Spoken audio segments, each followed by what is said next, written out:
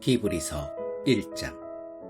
하나님께서는 지난 수백 년 동안 수많은 예언자들을 통해 여러 가지 방법으로 우리 조상들에게 말씀하셨습니다. 그러나 최근에는 아들을 통해 우리에게 직접 말씀하셨습니다. 태초에 하나님께서 이 아들을 통해 세상을 창조하셨고, 이 세상은 마지막 날에 아들의 소유가 될 것입니다. 이 아들은 거울처럼 완벽하게 하나님을 비추시는 분이며, 그분께는 하나님의 본성이 도장처럼 찍혀 있습니다. 아들은 자신의 말, 곧 능력 있는 말씀으로 만물을 조화롭게 유지하시는 분입니다. 그 아들은 죄를 해결하기 위한 희생제사를 마치신 후에 하늘 높이 계신 하나님 오른편 영광의 자리에 앉으셔서 그 어떤 천사보다도 높은 서열과 통치권을 받으셨습니다. 하나님께서 어느 천사에게 너는 내 아들이다, 오늘 내가 너를 축복한다고 하시거나 나는 그의 아버지이며 그는 내 아들이다 라고 말씀하신 적이 있습니까? 하나님은 영광스러운 자기 아들을 세상에 주시면서 모든 천사는 그에게 경배하여라 하고 말씀하셨습니다. 천사들에 대해서는 성경에 이렇게 말했습니다. 그 심부름꾼들은 바람, 그 시종들은 타오르는 불꽃이다. 그러나 아들에 대해서는 성경에 이렇게 말했습니다.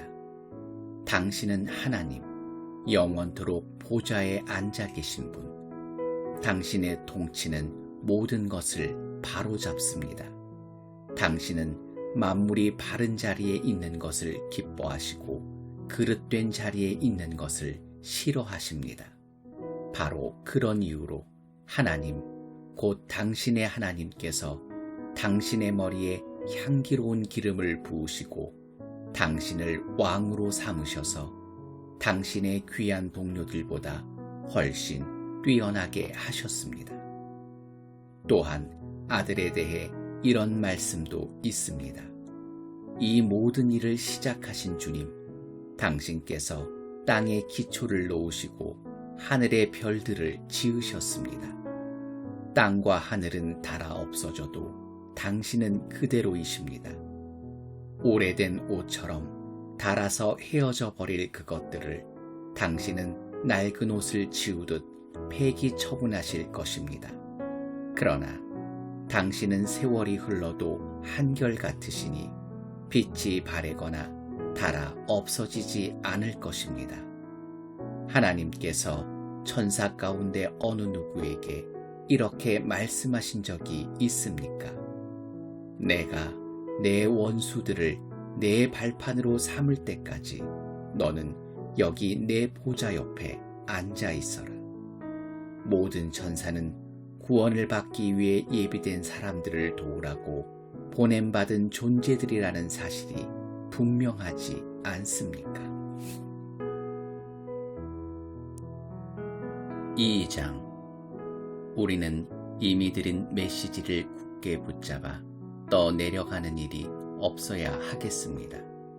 지난날에 천사들을 통해 전한 메시지가 유효해서 아무도 그것을 피해갈 수 없었는데, 하물며 최근에 우리가 받은 이토록 장엄한 구원의 메시지를 어떻게 소홀히 할 수 있겠습니까? 이 구원의 메시지는 가장 먼저 주님이 직접 전해주셨고, 그 다음은 주님께 들은 이들이 우리에게 정확히 전해주었습니다. 하나님께서도 성령을 통해 여러 은사, 곧 모든 표적과 기적을 자기 뜻에 따라 주심으로 이 구원의 메시지를 확증해 주셨습니다. 하나님께서는 지금 우리가 감당하고 있는 이 구원의 일을 천사들의 손에 맡기지 않으셨습니다. 성경에 이렇게 기록되었습니다.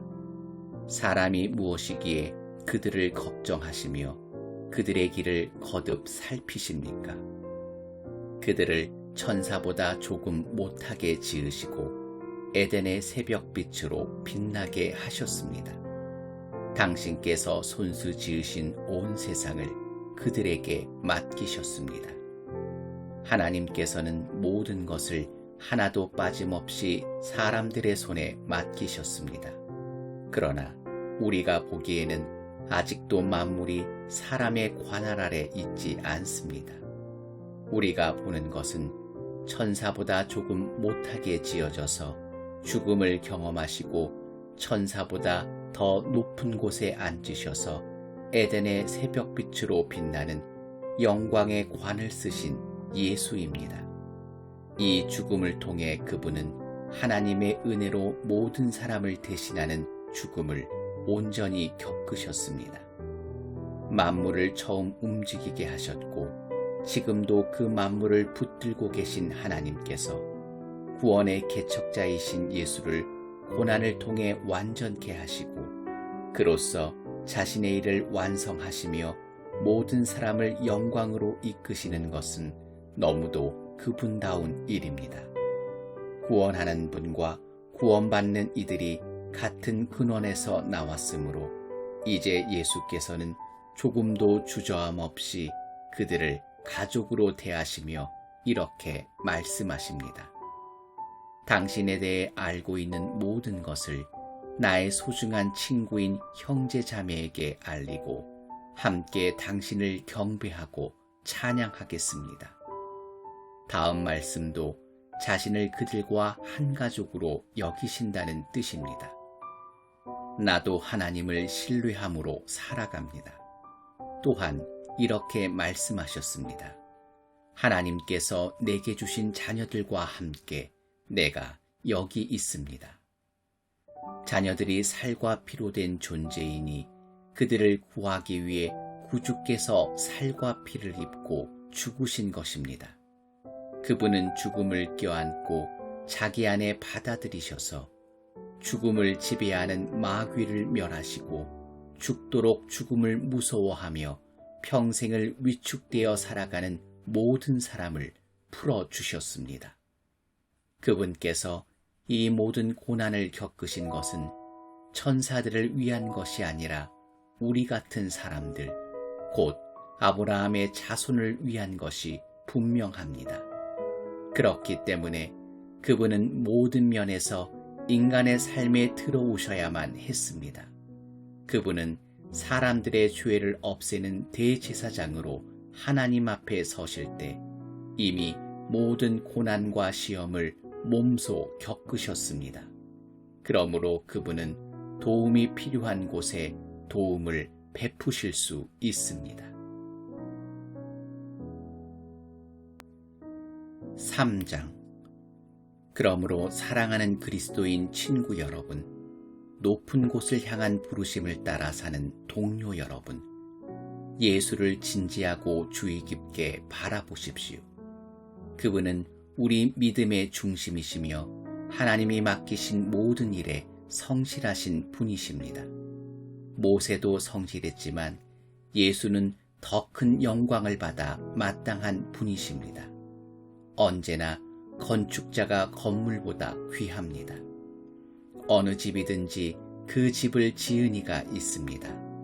그러나 그 모든 것의 배후에 계신 건축자는 하나님이십니다. 모세는 하나님의 집에서 성실하게 일했습니다. 하지만 그 일은 장차 이루어질 일을 준비하는 종의 신분으로 한 일입니다. 그리스도는 아들로서 그 집을 맡고 계십니다.